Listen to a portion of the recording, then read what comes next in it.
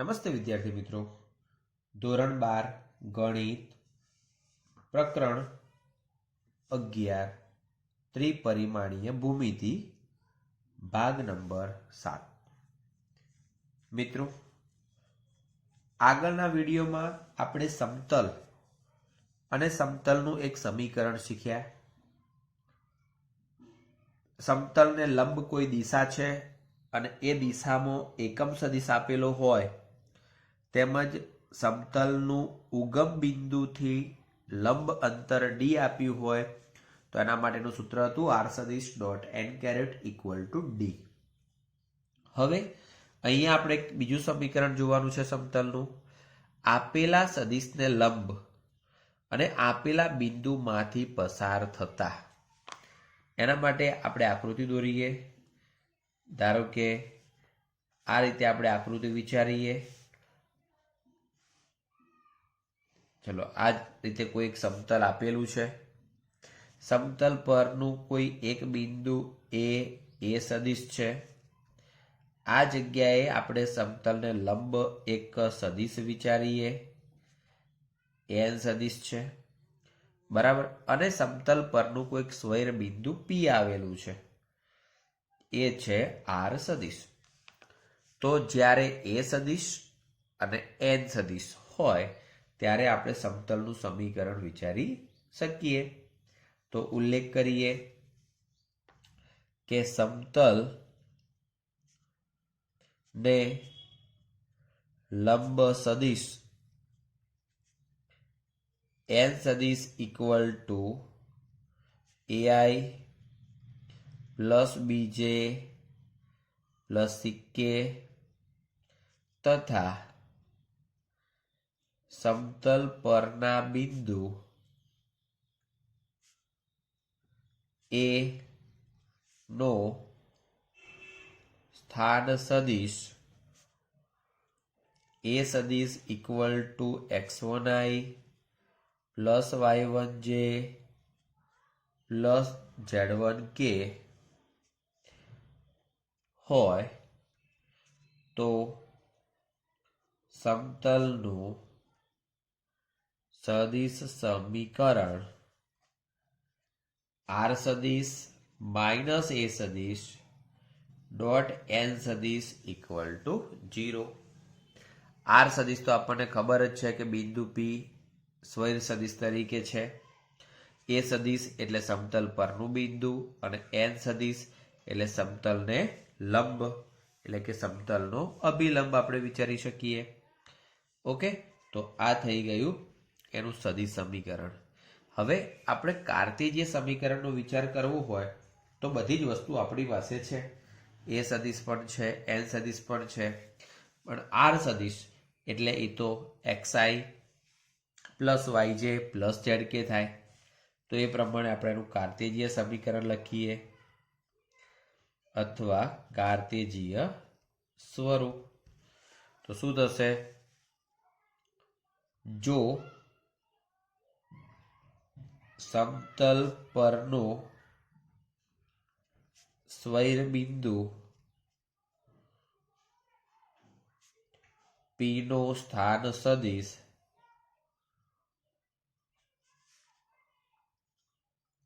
r સદિશ equal to xi plus yj plus zk હોય તો હવે મિત્રો આ r સદિશ છે, આ આપણા માટે a સદિશ છે, એમના ઘટકોની બાદબાકી અને n સદિશ સાથે એટલે કે એના આ ઘટકો છે એમની સાથેનો ડોટ। તો આપણે ડાયરેક્ટ એનું કાર્તેજીય સમીકરણ લખી દઈએ કે x minus x1 into a y minus y1 into b અને z minus z1 into c બરાબર 0। જે સમીકરણ અહીંયા લખ્યું છે બસ એના જ ઘટકો અહીંયા લખ્યા છે। તો આ રીતે આપણને એનું કાર્તેજીય સ્વરૂપ મળી જશે। તો મિત્રો, સમતલનું આ બીજું સમીકરણ થયું। એના આધારે આપણે ઉદાહરણ નંબર 17 જોઈએ। બિંદુ આપેલું છે, બિંદુ 5 2 -4 તથા 2 3 -1 દિક ગુણોત્તર વાળી, બરાબર. હવે આ બિંદુ છે તો એનો સ્થાન સદિશ આપણે પહેલા લખી દઈએ. તો નો સ્થાન સદિશ એને આપણે એ સદિશ તરીકે ઓળખીએ છીએ, બરાબર 5y + 2j - 4k. Clear?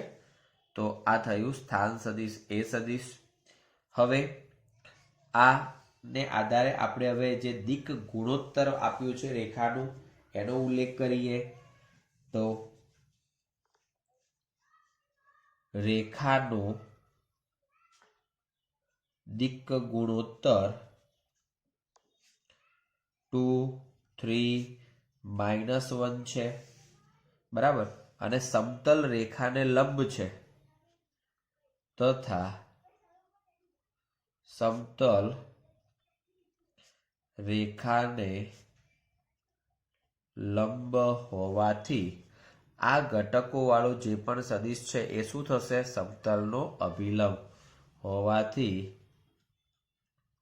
સમતલનો અભિલંબ n સદિશ 2i + 3j - k. ક્લિયર? તો બિંદુ આપ્યું છે અને સમતલ નો અભિલંબ આપ્યો છે. તો હવે આપણે એને આધારે સમતલનું સદિશ અને કાર્તેજીય સમીકરણ લખવાનું છે. તો આપણે સમતલનું સદિશ સમીકરણ લખીએ. તો સમતલનું સદિશ સમીકરણ r સદિશ - a સદિશ ડોટ n સદિશ = 0. ચલો r સદિશ - a સદિશ. હવે આપણે સદિશ વિચારવું છે તો r સદિશ એમના એમ રાખવા પડશે. માટે r સદિશ માઇનસ, ચલો a સદિશ તરીકે આ લખીએ 5y + 2j - 4k dot n સદિશ તરીકે આપણે આને આધારે લખીએ. તો શું થશે? 2i + 3j - k = 0. આ થઈ ગયું એનું સદિશ સમીકરણ. ચલો એનું કાર્તેજીય સ્વરૂપ આપણે લખીએ. તો કાર્તેજીય સ્વરૂપ માટે આપણું સૂત્ર આવું છે: x - x1a y - y1b અને z - z1c = 0. તો સમજી લો કે x - x1 તરીકે કેટલા? 5 અને a તરીકે કેટલા? તો કે 2 પ્લસ y - y1, તો y1 તરીકે અહીંયા 2 અને b તરીકે 3 પ્લસ z - z1 તરીકે -4 અને c તરીકે થશે -1 = 0. આપણે એનું સાદુરૂપ આપી દઈએ. તો માટે 2x - 10 3y - 6 z 4 - 1 એટલે -4 = 0. તો 2x + 3y - z અને આ પદો જોઈએ તો -20 = 0. તો આ થઈ ગયું સમતલનું કાર્તેજીય સમીકરણ. ક્લિયર? તો સદિશ સમીકરણ અને કાર્તેજીય સમીકરણ આપણે વિચારી શકીએ. હવે અન્ય રીતે સમતલના સમીકરણનું સ્વરૂપ છે તો કે 3 અસમરેખ બિંદુઓમાંથી પસાર થતા સમતલનું સમીકરણ.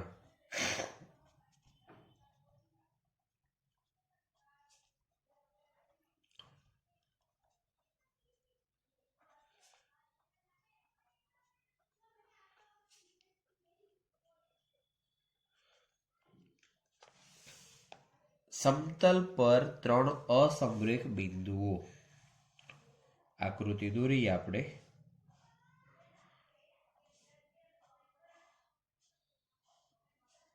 આ પ્રમાણે કોઈ એક સમતલ છે. એ સમતલ ઉપર કોઈક 3 બિંદુઓ, ધારો કે પી બિંદુ આપણે સ્વૈર તરીકે લઈએ છીએ, બરાબર?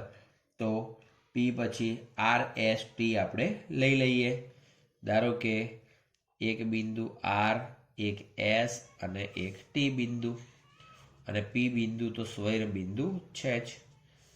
ક્લિયર?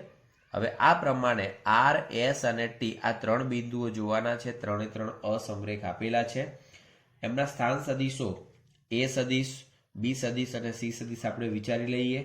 એ સદિશ એટલે શું, બી સદિશ અને સી સદિશ એટલે શું, એનો ઉલ્લેખ આપણે કાર્ટેશિયન સમીકરણમાં કરીશું. તો આપણે એક્સ વાય ઝેડ ઉગમ બિંદુ, તો સમતલના 3 અસમરેખ બિંદુઓ આર એસ ટી છે, જેમના સ્થાન સદિશ અનુક્રમે એ સદિશ, બી સદિશ અને સી સદિશ છે. બરાબર? તો હવે મિત્રો કેવી રીતે આનો જવાબ આપણને થઈ શકે? તો હું એમ તમને કહું કે ધારો કે અહીંયા જે પણ સદિશ છે, આર એસ સદિશ ધારો કે વિચારો, આર ટી સદિશ વિચારો. આ બે સદિશો છે એમનો ક્રોસ ગુણાકાર કરો તો તમને શું મળે? સમતલને લંબ મળે. હવે સમતલને લંબ મળે અને આર પી સદિશ કરી દો તો એ શું મળે? તો આરપી સદિશ અને જે લંબ સદિશ આપણે વિચાર્યો છે આ બંનેનો ક્રોસ ગુણાકાર દ્વારા એમનો ડોટ ગુણાકાર 0 લઈ લઈએ તો એના આધારે આપણને એનું સમીકરણ મળી શકશે. તો આપણે ડાયરેક્ટ સમીકરણ લખી દઈએ છીએ. આને આધારે પી સ્વૈર બિંદુ છે, એનો સ્થાન સદિશ આર સદિશ છે, બરાબર? એ આપણને હવે ખબર હોવી જોઈએ. તો માટે સમતલનું સદિશ સમીકરણ આર સદિશ માઇનસ એ સદિશ ડોટ બી સદિશ માઇનસ એ સદિશ ક્રોસ સી સદિશ માઇનસ એ સદિશ ઇક્વલ ટુ 0. આ બે સદિશોનો ક્રોસ ગુણાકાર કરીએ તો એ સમતલને લંબ સદિશ મળે. એ સમતલ પરના સદિશ સાથેનો ડોટ ગુણાકાર એમનો હંમેશા 0 હોય. તો એ પ્રમાણે થયું સમતલનું સદિશ સમીકરણ. હવે એમનું કાર્ટેશિય સ્વરૂપ આપણે વિચારીએ તો કે કાર્ટેશિય સ્વરૂપ. તો કાર્ટેશિય સ્વરૂપ શું થાય? તો કે એ સદિશ તરીકે આપણે x1i plus y1j plus z1k, બી સદિશ તરીકે x2i y2j z2k અને સી સદિશ તરીકે x3i y3j અને z3k. ટોટલ એ સદિશ, બી સદિશ અને સી સદિશ એમ 3 સદિશો છે. બરાબર? આ બિંદુઓના સ્થાન સદિશો છે જે સમતલ પરના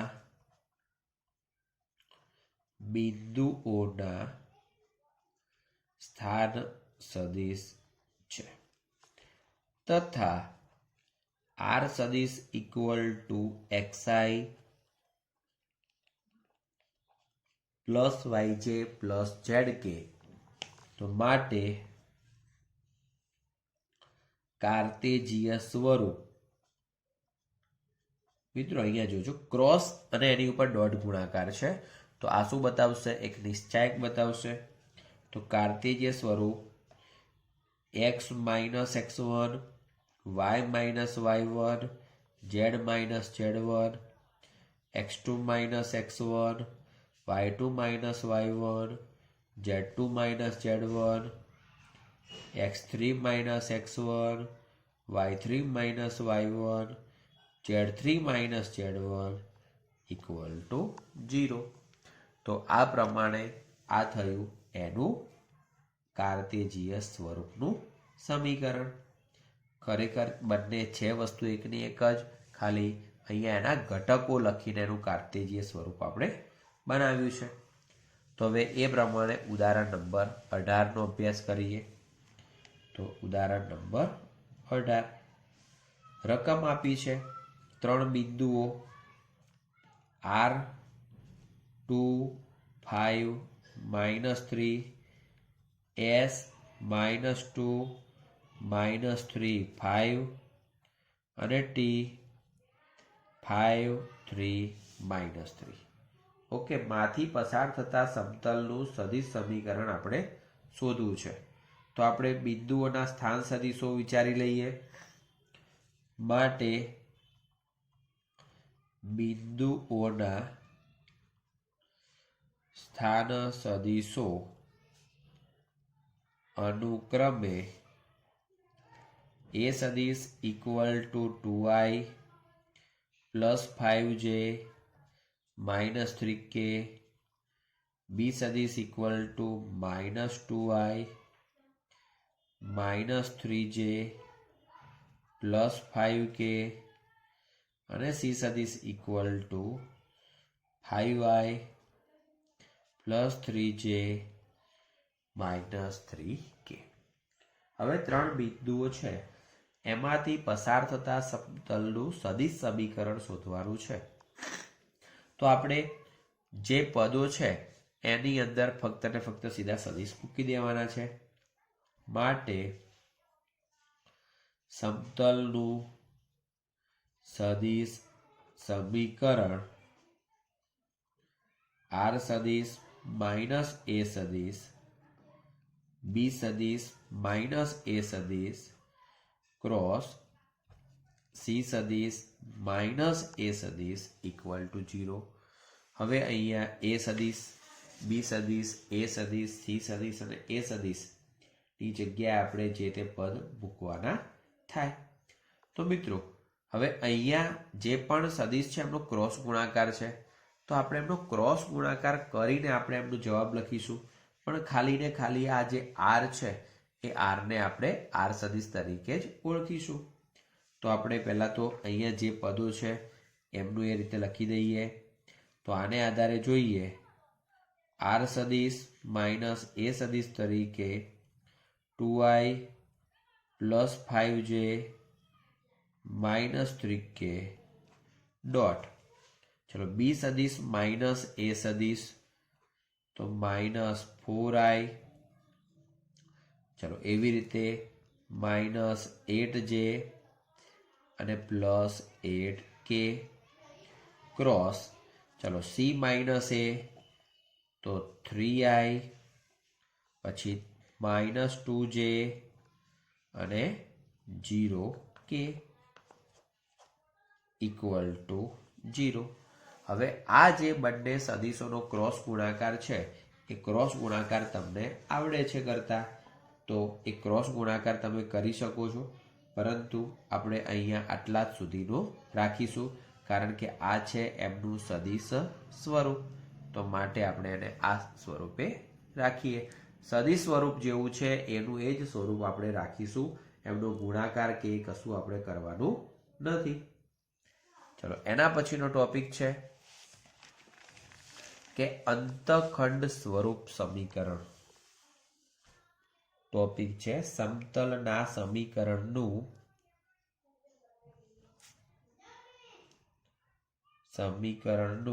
અંતઃખંડ સ્વરૂપ. ચલો અંતઃખંડ સ્વરૂપ સમતલના સમીકરણનું હવે કેવી રીતે? તો સ્વાભાવિક છે કે કોઈ પણ એક સમતલ છે એ 3 અક્ષો સાથે અનુક્રમે A, B અને C અંતઃખંડો કાપે છે. એનો મતલબ કે આ જે બિંદુ છે એ A00, આ બિંદુ છે એ 0B0 અને આ બિંદુ જે છે 00C. તો તો એમના અંતખંડો આ રીતે થવાના છે, બરાબર. તો હવે આને આધારે આપણે સમીકરણ લખવાનું થાય. તો આપણે ઉલ્લેખ કરી દઈએ કે ધારો કે સમતલના એક્સ વાય ઝેડ અંતખંડો અનુક્રમે એ બી સી છે. તેથી માટે સમતલના અક્ષો સાથેના છેદબિંદુઓ ચલો શું થશે? A0 B0 B0 અને C0 C છે. માટે સમતલનું સમીકરણ x/a plus y/b plus z/c equal to 1. બરાબર. જે અંતખંડો તમને રેખા પ્રકરણ યાદ હોય તો રેખામાં પણ આ જ પ્રકારનું સમીકરણ આવતું હતું, બરાબર. પણ એમાં ઝેડ નહોતા તો x/a plus y/b equal to 1 સ્વરૂપે આપણે લખતા હતા. હવે આ પ્રમાણે ઉદાહરણ નંબર 19 જોઈએ. તો 19ની અંદર આપણને જુદા જુદા અંતખંડો આપ્યા છે. તો આપણે ઉલ્લેખ કરી દઈએ કે સમતલના એક્સ વાય અને ઝેડ અંતખંડો અનુક્રમે a બરાબર 2 b બરાબર 3 c બરાબર 4 છે. માટે સમતલનું સમીકરણ શું લખાશે? x/a plus y/b plus z/c equal to 1. ચલો a b અને c ની જગ્યાએ મૂકી દઈએ. તો x/2 y/3 plus z/4 equal to 1. અથવા 2, 3 અને 4 એમનો લસા આપણે જોઈએ તો 12 થાય છે. તો આખાને 12 વડે ગુણીને લખીએ તો પણ ચાલે. તો 12 વડે ગુણીએ તો 6x plus 4y plus 3z equal to 12. તો આ થયું આપણને સમતલનું અંતખંડ સ્વરૂપનું સમીકરણ. તો મિત્રો આજના વિડીયોમાં આપણે આટલા સુધી રાખીએ છીએ. પછીના વિડીયોમાં આગળના ટોપિકનો અભ્યાસ કરીશું. Thank you. જય હિન્દ, જય ભારત.